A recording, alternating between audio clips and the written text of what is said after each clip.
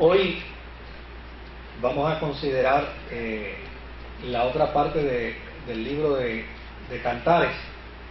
La semana pasada estuvimos hablando de la integración del Cantar de los Cantares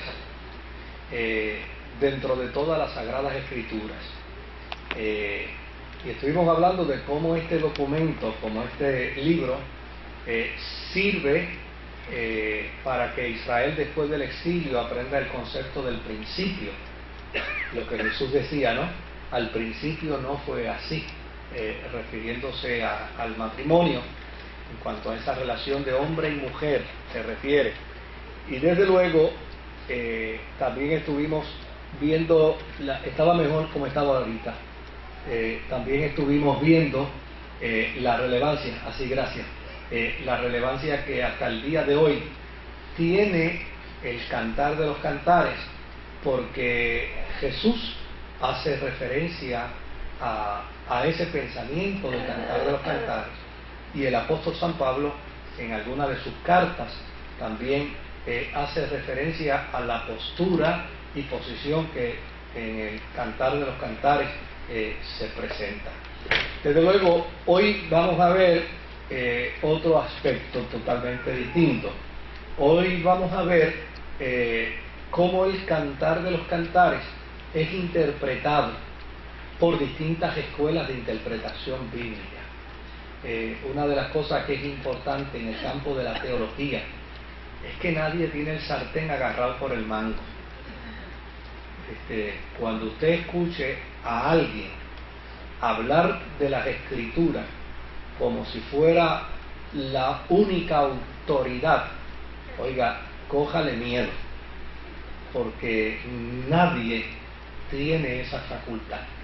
La teología es reflexión, y dentro de la reflexión, pues obviamente tenemos unas aproximaciones, ¿verdad?, al pensamiento teológico, pero nadie puede alegar tener el non plus ultra de la revelación, porque la revelación de las Escrituras es Jesucristo, el Salvador del mundo. Desde el Génesis hasta el Apocalipsis, lo que procura la Sagrada Escritura es revelar el medio de reconciliación que nuestro Dios tiene para con los hombres a través de la persona de Jesucristo. Lo demás, pues, es lo demás. La tarea responsable de cada estudiante de las Escrituras es poder mirar la palabra del Señor, trabajar con ella. Desde luego, algunas conclusiones tiene que llegar, porque uno no va a leer las Escrituras sin llegar a conclusiones, pero esas conclusiones a las que llegamos nos deben mantener en una posición de humildad, reconociendo que así es como hemos interpretado el texto, así es como entendemos el texto, pero a fin de cuentas no podemos decir como yo lo interpreté es lo mejor,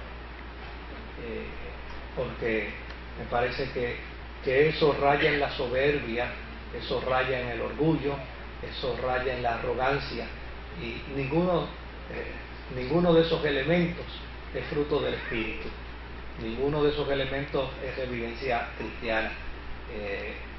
De hecho, hace un tiempo atrás alguien me invitó para que pudiera discutir con una persona de las Escrituras, y sí, yo le dije, mira, perdóname, pero yo no discuto de teología con nadie, pero con nadie, porque esa no es mi función, esa no es mi responsabilidad. Yo simplemente comparto la experiencia de la fe.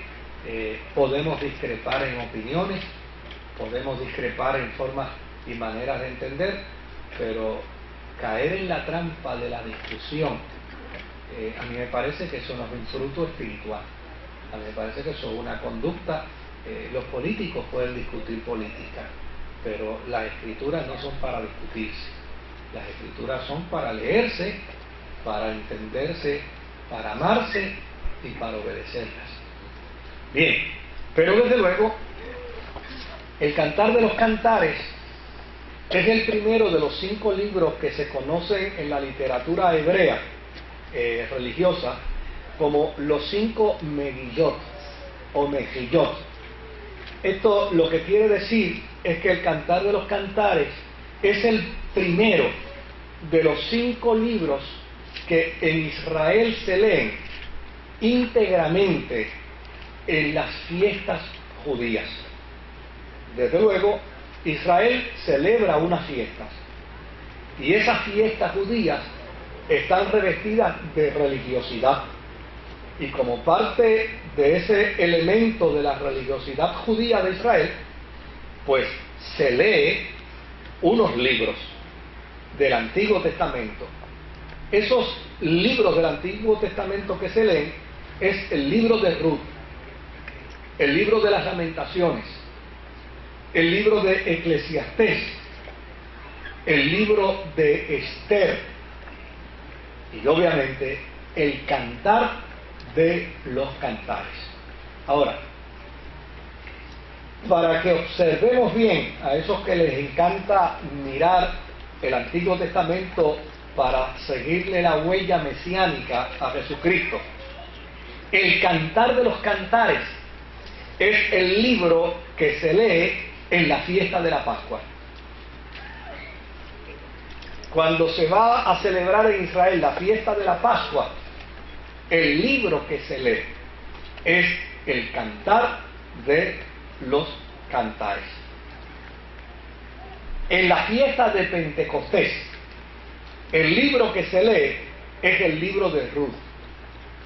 Y es interesante, porque el libro de Ruth de lo que habla es de la integración de una mujer al pueblo de Israel. Y desde luego, en el día de Pentecostés, el sermón que predicó Pedro fue un sermón de la integración, de la experiencia de Pentecostés para todo el mundo. En los postreros días, dice el Señor, derramaré de mi espíritu ¿sobre qué? Sobre toda carne. Es interesante que el Cantar de los Cantares se lee en la fiesta de la Pascua, porque para Israel el Cantar de los Cantares es la relación entre Dios e Israel, y para los cristianos el Cantar de los Cantares es la relación de Cristo y la Iglesia, y se lee en la Pascua, y desde luego es la Pascua la que consagra la persona del Mesías como el Cristo. Por el otro lado, el libro de las Lamentaciones también se lee en la conmemoración de la destrucción del templo de Jerusalén. No se preocupe, querida, es que el sprint de eso no sirve y todo el mundo pasa malos ratos cerrando la puerta. No tiene que ver nada con la forma como ustedes la cierran en sus casas. ¿Verdad? El otro libro que se lee es el libro de Eclesiastés. Este libro se lee en la fiesta de los tabernáculos, ¿verdad? Y el otro libro que se lee es el libro de Esther, que es el libro que se lee en la fiesta de Purim. Ahora, ¿cuál es el título hebreo del Cantar de los Cantares? Shir Harishim o Shir Harishrim. Es la forma como se puede prácticamente decir en el español, ¿verdad? El término hebreo. ¿Y qué significa? Significa excelencia del contenido. Por eso, note bien, el Cantar de los Cantares es un cántico, pero se le añade ¿qué cosa? Que es la excelencia del canto. Es el Cantar de los Cantares. Es como si dijera, esta es la canción de las canciones, lo más alto de los cánticos. Por el otro lado, la semana pasada hablamos del contenido del Cantar de los Cantares. Pues es innegable. ¿Alguien se tomó el tiempo en esta semana de leer un poco sobre el Cantar de los Cantares? Pues es innegable. Y si usted lo lee en la versión Dios habla hoy, entonces se va a dar cuenta mucho más claro de todo el contenido erótico que tiene el Cantar de los Cantares. Claro, el que lee el Cantar de los Cantares dentro de la prosa, dentro de la metáfora, dentro del símil, a lo mejor pasa por el Cantar de los Cantares sin saber qué pasó, ¿verdad? No se da cuenta de lo que allí hay. Pero cuando usted lee el Cantar de los Cantares de una manera que usted pueda percatarse, o ya con el conocimiento de que aquí hay mucho erotismo, usted va a decir, oye, verdad que lo hay, es cierto que lo hay. Ahora, desde luego, como resultado del alto contenido erótico que tiene el Cantar de los Cantares, muchos judíos tropezaron con él, porque dentro del judaísmo hay movimientos muy puritanos. De hecho, en el tiempo de Jesús había unos judíos que se llamaban los fariseos sangrantes. Y los fariseos sangrantes eran una gente que ellos gustaban de que les dieran los golpes que ellos recibían en su cabeza y en su cara. Y la razón por la que ellos gustaban de eso era porque así podían demostrar que eran tan puros y tan puros que cuando ellos veían que una mujer que estaba tapada de pies a cabeza, ¿sabes? Una mujer venía caminando, ellos cerraban los ojos. Y luego con el primer se del paso, con el primer pare, con la primera esquina, con el primer poste que se encontraban, ahí se azotaban. Y desde luego ellos se dejaban la herida abierta y era el mejor de los testimonios de que ellos mantenían una postura de integridad, ¿verdad? Entonces, desde luego, cuando se fue a trabajar con la inclusión del Cantar de los Cantares al canon hebreo, hubo judíos que lo protestaron, dijeron que no, que cómo es posible. Pero, sin embargo, en el sínodo de Jamnia, en el año 90 después de Cristo, finalmente se decidió incluir el Cantar de los Cantares. Y de hecho hubo una fiesta enormísima porque los defensores del documento llegaron a decir ese día que el mundo entero no es digno de leer siquiera el libro del Cantar de los Cantares. Así es que el Cantar de los Cantares es un documento que está formado de poesías líricas. En ella, como dijimos la semana pasada, se cantan los sentimientos, se cantan las experiencias del amor, con sus anhelos, con sus esperanzas, con la visión del mundo y de la vida. Se cantan los deleites del amor, se cantan las inquietudes y los tormentos y los temores que hay en la vida de los que aman.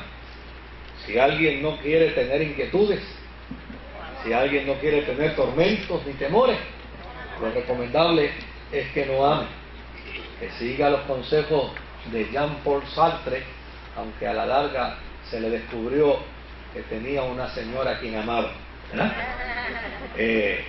Desde luego, el propósito del Cantar de los Cantares es formar una esfera que trasciende lo físico y va a un plano mucho más hermoso, mucho más extraordinario, a un plano de elementos sublimes, donde el cuerpo y el espíritu quedan inmersos en una corriente mutua,